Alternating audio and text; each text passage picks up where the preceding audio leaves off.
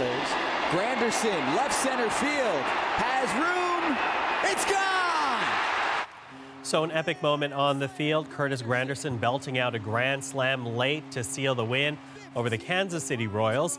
But Jays fans aren't talking about that moment this morning. They're upset about how the game was broadcast. It was only available on Facebook, meaning fans who shelled out for cable packages could not watch the game on traditional TV.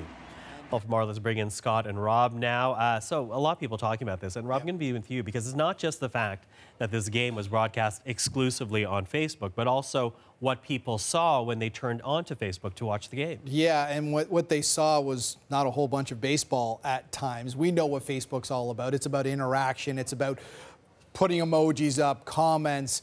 Well, the screen got a little messy at times during the game. Look at this. You've got, them asking you to send in questions. You've got all the different emojis. You got thumbs up, you got thumbs down, you got everything. And behind there, somewhere, is a baseball game on the go. But as you mentioned, Michael, a couple things. The cable packages, I think people are upset. A lot of people spend a nice, pretty penny on home theater systems, big screen TVs, great sound to watch things like, sports, and now they got to do it on television. We've heard a lot of positive and negative as far as this goes. Another one, we received an email from someone saying, quote, "We are seniors and don't have access to Facebook. We watch Jays religiously. We know lots of people in the same circumstances as us. My husband is recovering from cancer and loves to watch Jays.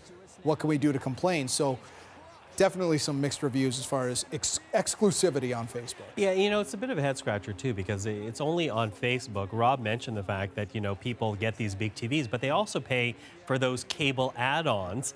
And here you have people cutting the cord on cable and the Jays being owned by a cable company. It seems a bit counterintuitive. It certainly does, but there's reports by Bloomberg that Facebook paid up to $35 million to Major League Baseball, not necessarily to the Jays or the Rogers team, but there's lots of conflict from business, like where are the eyeballs going, or is it on the internet, which is where Netflix is, which is great, but you're right. Everyone's paying big dollars to watch sports on cable and a big incentive for cable companies. And when you take a look at whether Rogers was happy about this Major League Baseball decision. They own the sports team. This is Rogers, the Jays. They own Sportsnet. They own the cable service that commutes that. And I'd like to share one number with you guys, that this is the amount of people that are cutting their cable cords in Canada, and that's 27% of all Canadians outside of Quebec, Canadian Anglophones anyways, that have cut the cable cord. Not the internet cord, but it's interesting how this thing's evolving. I think it's really boils down to the word we've used a million times during this segment, is exclusivity. I think the streaming access, we've seen other leagues do it. They say, you know what,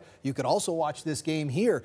For those people who are at work and don't have a job like mine where I'm actually paid to watch sports, they love the fact that you can stream it. But if you're at home on a day like this, and this is largely experimental, 25 games this year, all Wednesday afternoon games, or mainly Wednesday afternoon games. If you've got a Saturday night game where you've worked a long, hard week, you maybe want to sit down and watch the ball game, and oh no, I've got to do it on my laptop or my phone. You don't want any glitches. You don't want any of that delay and going. And that's why what's interesting with Ottawa, they're going to do that 5G network potentially to identify and solve these problems. Well, and also this is privacy concerns, right? Facebook is right now embroiled in a data breach controversy. And what if you're one of those people that want to get out of Facebook, but also are a baseball fan?